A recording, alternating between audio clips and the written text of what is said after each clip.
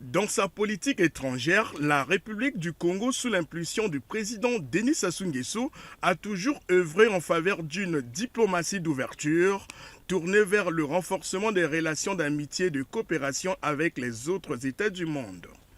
En arrivant ce samedi 23 mai au Palais du Peuple, où le décor a été planté à l'occasion de la prise de fonction officielle de nouveaux ambassadeurs accrédités au Congo, le chef de l'État n'a su que perpétuer une tradition diplomatique bien établie depuis des décennies.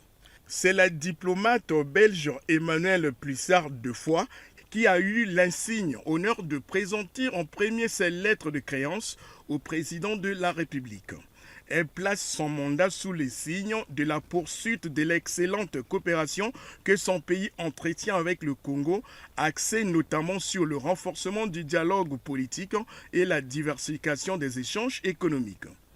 Le royaume de Norvège renforce sa présence diplomatique au Congo avec l'arrivée à Brazzaville du nouvel ambassadeur, extraordinaire et plénipotentiaire, en la personne de Beken Jorn Kuhlmann. Il a présenté lui aussi ses lettres d'accréditation au chef de l'État Denis Sassou Nguesso, dont l'engagement pour la protection de l'environnement a été reconnu et salué par le diplomate norvégien au cours de leurs échanges.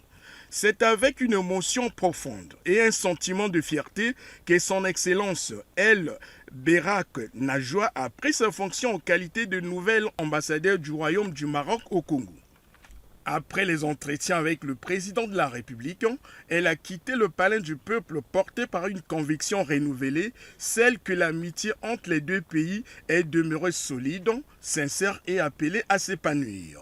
Le Vatican va être représenté au Congo par Reverend Kizito Ouedraogo, reçu également en audience par le chef de l'État congolais. Le Congo et le Saint-Siège entretiennent des relations exemplaires depuis 2017, année à laquelle les deux parties ont signé un accord cadre couvrant plusieurs domaines, notamment diplomatiques, politiques, sanitaires et éducatifs. La dernière diplomate à franchir le perron du Palais du Peuple ce 23 mai 2026 a été son Excellence Zoé Warenvo, ambassadrice du Royaume-Uni et d'Irlande du Nord.